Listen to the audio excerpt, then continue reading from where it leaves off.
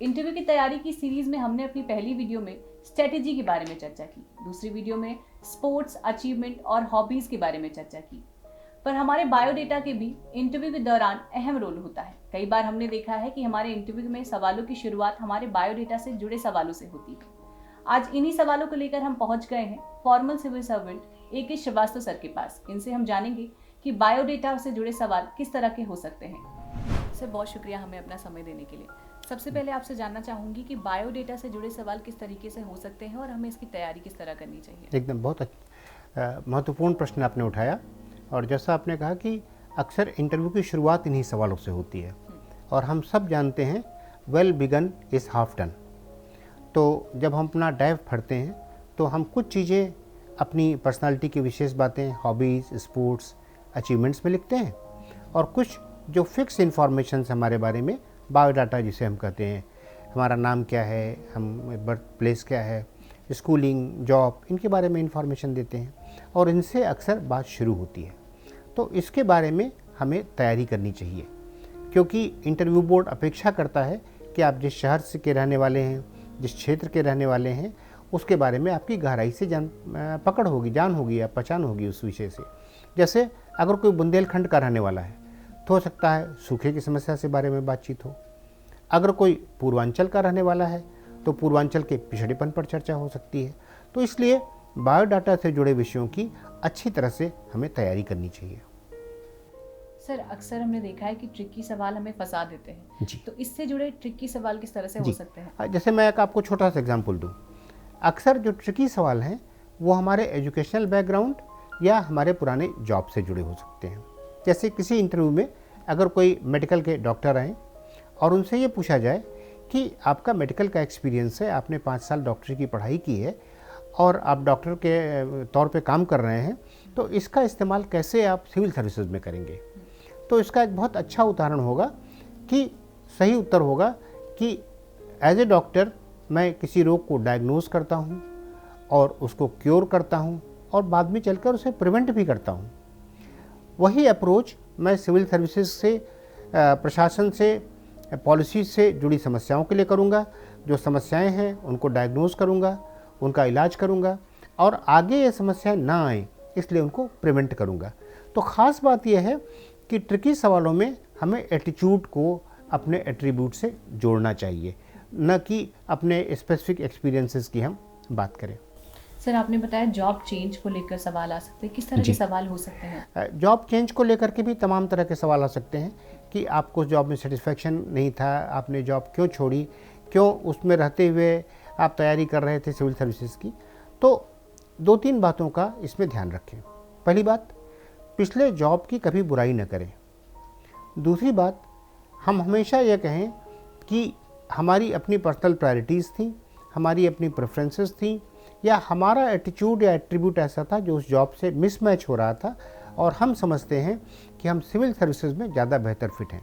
लेकिन इस बात का हमेशा ध्यान रखें कि इस बात पर बहुत जोर न दें कि मैं देश सेवा के लिए या समाज सेवा के लिए सिविल सेवा में आना चाहता हूँ।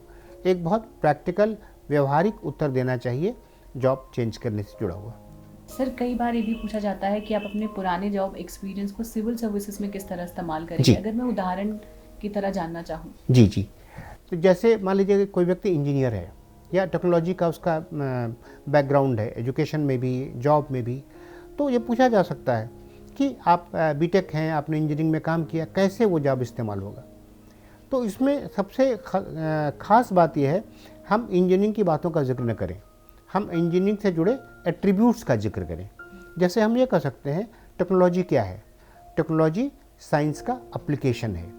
उसी तरह से हम एडमिनिस्ट्रेटिव पॉलिसीज़ को अप्लाई करते हैं एडमिनिस्ट्रेशन में, वो जो एट्रीब्यूट हमने इंजीनियरिंग के काम में, पढ़ाई में देखा है वो हम यहाँ कर सकते हैं।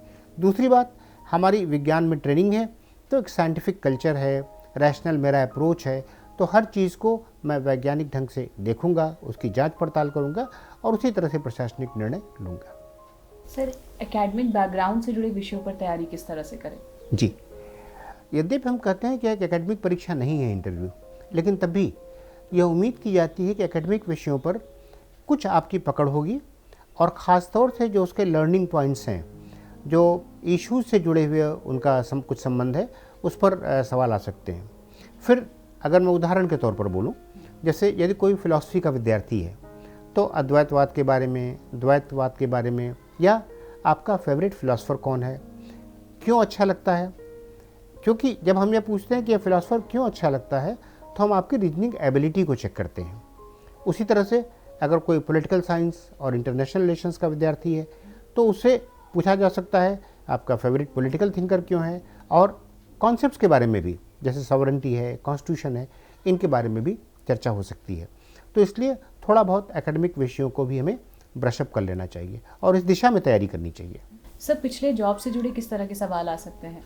आजकल अक्सर ये देखा गया है कि बहुत से सिविल सर्विसेज एस्पिरेंट्स या कैंडिडेट्स कुछ न कुछ जॉब करके फिर सिविल सर्विसेज में अप्लाई करते हैं। अब जैसे मैं बैंक के किसी व्यक्ति का उदाहरण लूँ, अगर वो इलाहाबाद बैंक में या बैंक ऑफ बड़ौदा में काम कर रहा है तो उस बैंक का इतिहास उससे पूछा जा सकता है। इलाहाबाद बैंक की स्थापना कैसे हुई या बैंक ऑफ बड़ौदा की स्थापना कैसे हुई। फिर बैंकिंग से जुड़े हुए कुछ सवाल आ सकते हैं, बैंक में उसका जो काम था उसके बारे में सवाल आ सकते हैं, और सबसे बड़ी बात उस जॉब में उसके लर्निंग पॉइंट्स क्या थे। तो जो भी हमारा लास्ट जॉब था, क्योंकि बोर्ड ये एक्सपेक्ट करता है कि आपने अच्छे ढंग से वहाँ काम किया तो अपने जॉब को आप जानते होंगे और उस पर गहराई से आपकी पकड़ होगी। तो इसलिए इस पर विस्तार से चर्चा की जा सकती है और सवालों की गहराई में भी बोर्ड जाना चाहेगा। सर, इसमें मेंटर और गाइडेंस की कितनी अहम भूमिका होती है? कि मेंटरिंग की बहुत बड़ी ज़रूरत पड़ती है। यद्यपि हम कहते हैं बायोडाटा तो हमारी फिक्स इन्फॉर्मेशन है, लेकिन उस इन्फॉर्मेशन को हम कैसे चेक करेंगे, हमारा नॉलेज में कोई गैप तो नहीं है, किस तरह के सवाल आ सकते हैं। तो मेंटर आपसे इंटरैक्ट करता है, वो आपके नॉलेज की गहराई को समझता है, और अगर कोई गैप है तो उसमें वो आपकी सहायता भी करेगा। विशेष रूप से जहाँ पर जॉब चेंज है, एजुकेशनल बैकग्राउंड से जुड़े हुए सवाल हैं, पिछले जॉब से जुड़े हुए सवाल हैं, उसमें मेंटर सर्टेनली आपको हेल्प करेगा और आपकी तैयारी में निश्चित रूप से मदद करेगा। बहुत शुक्रिया हमसे बातचीत करने के लिए। आज की हमारे इस वीडियो में बस इतना ही। अगली वीडियो में हम मुद्दे और परिस्थितियों को लेकर खुद को किस तरह तैयार करें, इस पर चर्चा करने वाले हैं। देखते रहें धे टीवी।